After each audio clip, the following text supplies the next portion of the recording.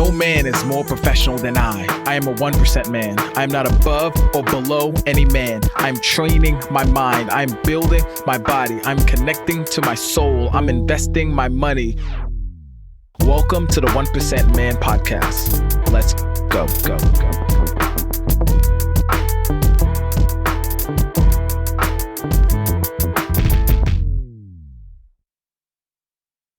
Well, welcome back, my friend. I'm so excited to have you here.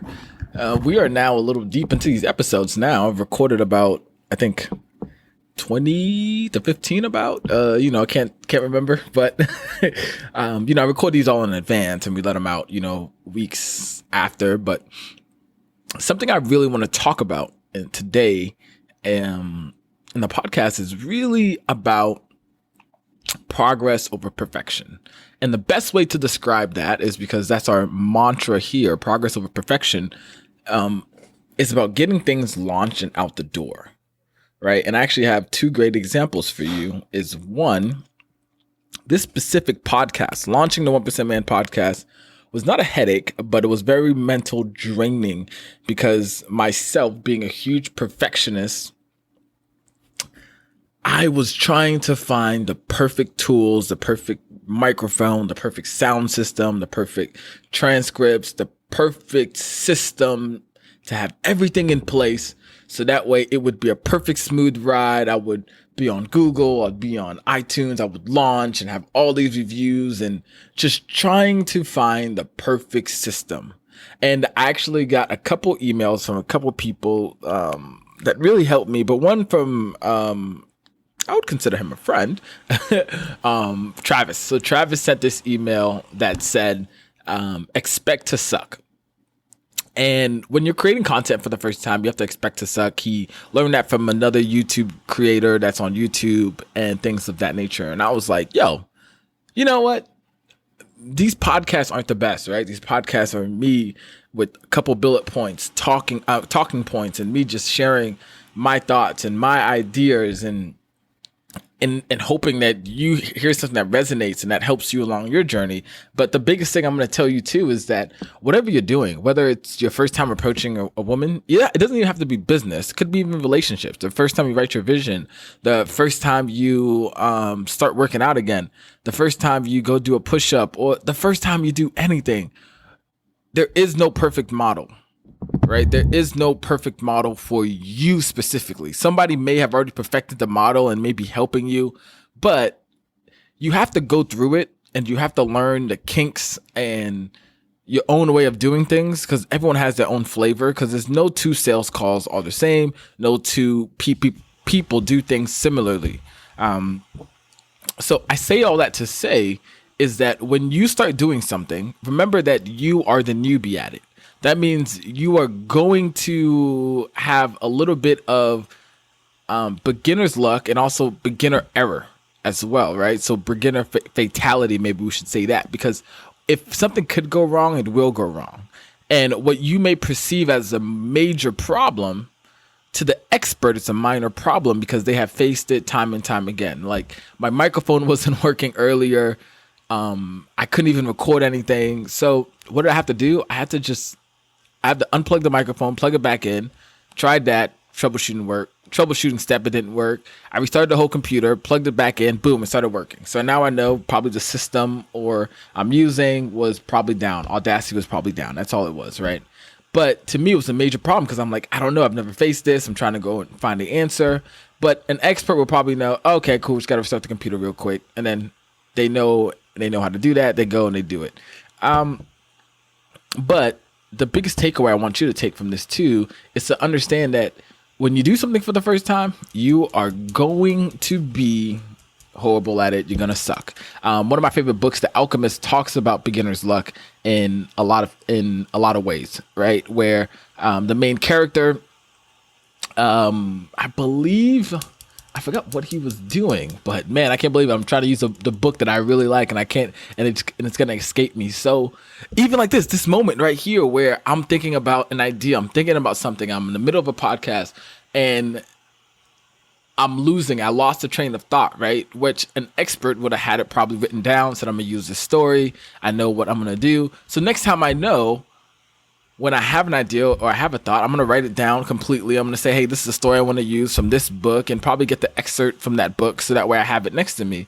But I wanted to record this when I had the emotion of it, because this is something I see a lot of us doing, right? And especially you, and especially me, and especially people around me, all of us, is that we are so consumed with perfection. We're so consumed with this idea that everything has to be to a T. Like all the T's have to be crossed, all the I's have to be have a dot above it. And if it's not that way, which we expect it to be that way, but when it's not that way, we forget that, hey, at the end of the day, we're humans and we're flawed. I remember working at the restaurant and being a server, and we expected every single guest to have an immaculate experience. But we also have to remember the immaculate experience for each guest looks different, right? There's an expectation that the restaurant has for each and every one of us, right? When I used to work for Red Lobster, there's an expectation that we had. But however, the biggest issue is that every guest that comes through the door comes with their own baggage and issue, right? We can try to impose our will on them, but at the end of the day, it's up to that guest to see how are they going to receive what we're going to give them, right? So that expectation of perfection really relies on somebody else in that sense. But in the sense of your own life, the sense of perfection is going to kill you, because you will never be perfect, my friend. Never be. And I'm saying this to you because I want you to understand that whatever you want to launch, whatever you want to write, whatever you want to do, go out and do it. But expect that the first time you may suck at it, and that you're going to have to keep doing it, and you're going to suck less. And soon enough, you're not going to suck at all, and you're probably just going to be average at it. Then after that, from average, you're going to go from superior. You know, you're going to excel at it after you do it for a while. But no one comes out the gate being amazing at anything. Even look at Michael Jordan playing basketball, right? Great example. He gets cut from the team. He starts to go practice. He has a lot of great coaches that teach him all the great things, a lot of talent, a lot of practice. Kobe Bryant, a great preparer, right? He prepared like nothing else. But the biggest thing we can do is we can expect to suck, but also we can also expect for us to put a lot of hours in preparation for it. Right? That's how that's going to cut our learning curve. And even if we invest into a coach or whatever, remember, the coach can show you to the water, but he can't have you drink it. He can show you how to climb the mountain, but you have to climb it yourself. Right? And in the same way, I was looking at the, best podcast coach I should invest with. But then I said, you know what? Even if I have the best coach, even if I have all the best things, I still have to record these episodes. I still have to put in the time and the effort, right? So I did find a great coach, Miss Kim Doyle. She helped me a lot. And then I just started recording. And she told me, hey, Bertrand, just hit the record button and record. And start putting stuff out there. Because at the end of the day, that's how you're going to get better. That's how people are going to hear your message, right? The 1% man message within me, I wanted to get that out. And I'll tell you this, there was a big time for myself where I was expecting it just to be perfect the whole time. And it wasn't. And I know I keep going back and I'm going back with this, but even the 1% Man Journal, when we made these, the first copy, I wanted to get it out the door as quick as possible, because I knew that if I got it out the door and I got it on Amazon, and then after that I came back and I put a second rendition out, that would be better than to try to make the most perfect journal ever and then get it out the door, right? I didn't put my social media handle. I didn't put any of my website, any of my social media handles, my website. And there's a lot of other things I didn't put on there that I could have put, right? I could have put check-in points every 30 days, like 30, 60, and 90 days, check-in points. I didn't put it in there. So now we're going to go back and we're going to re-edit it. When that's the first edition, if you have it, you'll see that there's none of that. But then the second edition, you're going to see, wow, there is a lot more touch points. There is a lot more points where we call people to go to our website, where we send things out, where we do things, right? Even in my outro in my podcast, we tell people to go to www.1percentman.com/podcast gift, right?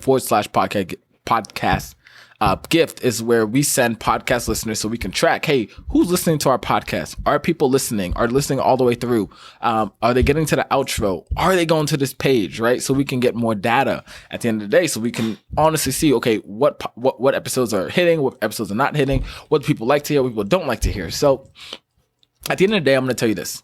And I'm gonna close with this. There's a lot of moving parts, right? And it may seem as if you want to find the perfect words, the perfect theme, the perfect whatever, and whatever you're doing, you want to make it super perfect. But at the end of the day, just know that it's better to get it out the door than to have it perfect, than to try to find all the perfect things you need to put in there. There's no such thing as perfect, but there's always such a thing as progression. So remember, progress over perfection, my friend. That will save you time and time again. Put that in your head, staple it on your forehead, staple it on your hands, put it everywhere around you. And like usual, your legacy starts today.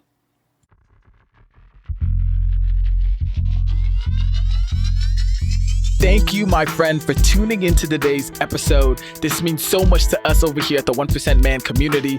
Now, we want to extend a hand of gratitude to you. So I have a free gift for you. All you have to do is go to www.the1percentman.com/podcast gift. This is an exclusive gift for listeners that tune into our podcast. So go over there, get that free gift as well.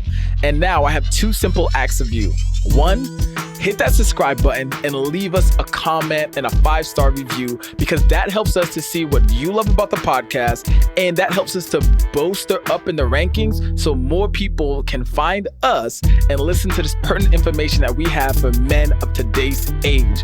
Last but not least, I want you to go back and listen to this podcast. Find just one thing that you can implement in your life today so you can move forward. Remember, progress over perfection.